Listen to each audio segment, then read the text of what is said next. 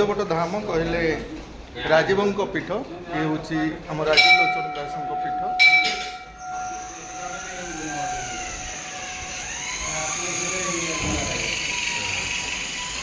बहुत दिन पर आम बंधु मान को नहीं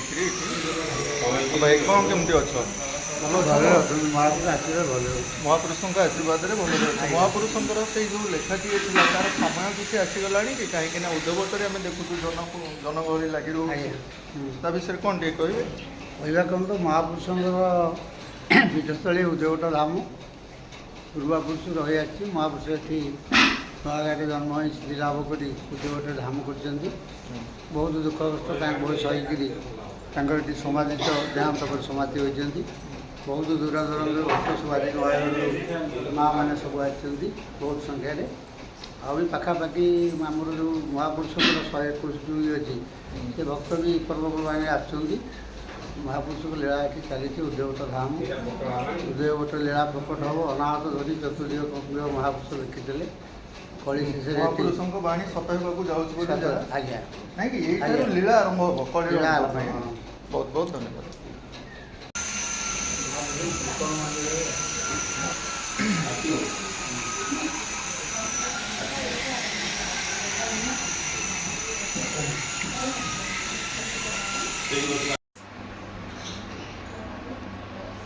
आज्ञा ना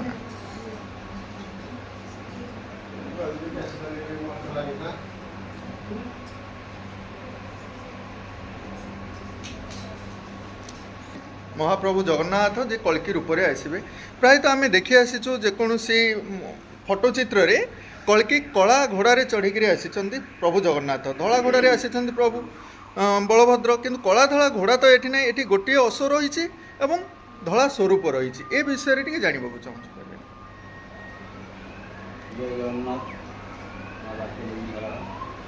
उद्यवट धाम एक मालिका प्रसिद्ध धाम जहाँ महापुरुष राजीव लोचन दास उल्लेख कर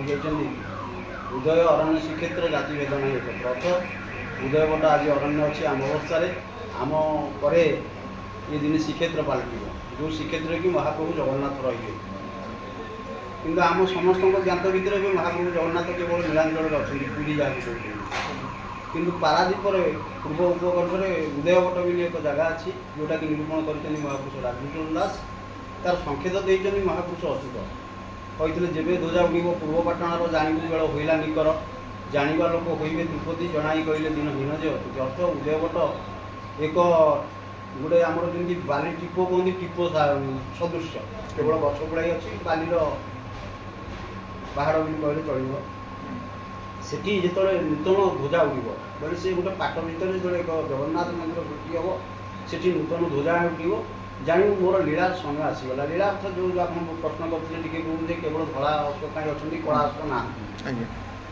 यार हिसाब से कौन जगन्नाथ और बलराम ये दुई जन कांची अभियान जो करते से कला और धला अश्व ना कांची अभियान करते किंतु आम शास्त्र बा महापुरुष कही अनुसार बलराम हे राजा कामू परिचारे बसव सुधर्मा सभा पादजा देखुर अर्थ पारादीपर उपकूल गोटे क्षेत्र अच्छी जोटा कि उदयवट धाम जो बसंत पवन सर्वदा बहुची बा ये प्रथम सूर्यर पश्चिमी रश्मि आसी उदयवटे पट उपर पड़ुची तेणु उदयवट भी कही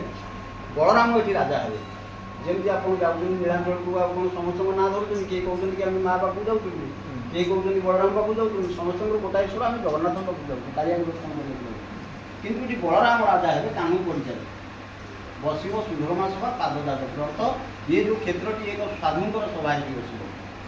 जोटा कि चारिदिक लोक होइबे भेट चरण सेवार खटिबे लीला हेब चहट चलिब घोर कली बदलिब मेली चेताई कहले दिन अच्युत भली अर्थ महापुरुष अच्युत निजे कहते आम भितर जो कली सदृश अच्छी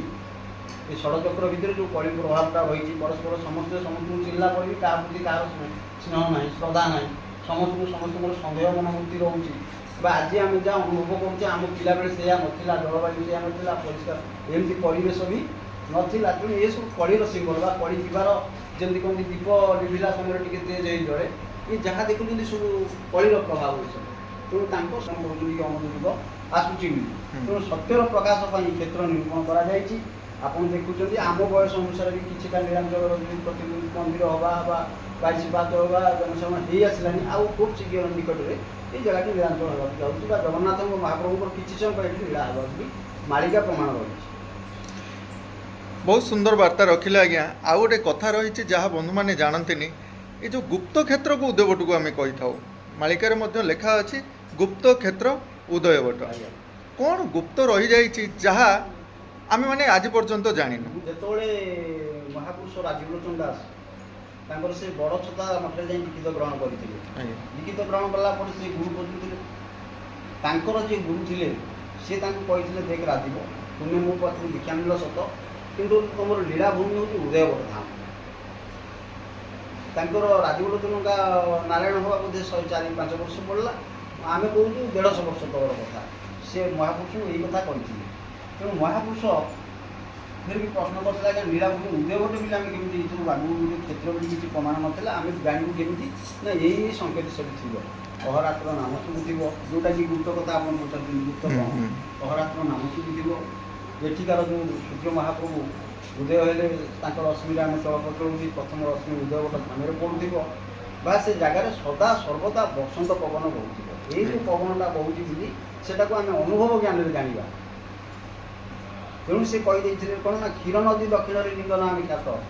ଖଞ୍ଜିଛି ଧାତା ପଶ୍ଚିମେ ଲିଙ୍ଗରେ ମହେଶ ଗିରିଗୋପ୍ୟ ହୋଇଅଛି ମାଟି ପ୍ରାୟ ହୋଇ ଗହ ଗହ ବସନ୍ତ ସର୍ବଦା ବହି। ଅର୍ଥ ଉଦୟଭଟର ପଶ୍ଚିମ ପାର୍ଶ୍ୱରେ ଆପଣ ପାଇବେ ସିଦ୍ଧେଶ୍ୱର ପାରେଶ୍ୱର ଆମର ସେଇ କ୍ଷେତ୍ର ज्ञानी गुणीकर हजिब ज्ञान साधु सत मानकर सम्मिलनी ये सब हो जो गुप्त रहस्यटी रही जाइए रात्र अर्धरे एठारे हरिनाम शब्द प्रतिध्वनि सब शुभा जा शुणा जाऊँगी अंचलवासी जहाँ मत रखती। आ गोटे कथा आम मन को ना आसूँ उदयभटर सूर्यंकर उदय यू ही होता आम बर्तमान जो बंगोपसागर घुसी जाइए ही तार कूल था ये बाली टिकिरा ये गड़ी उठी से उदयभट नाम या रही।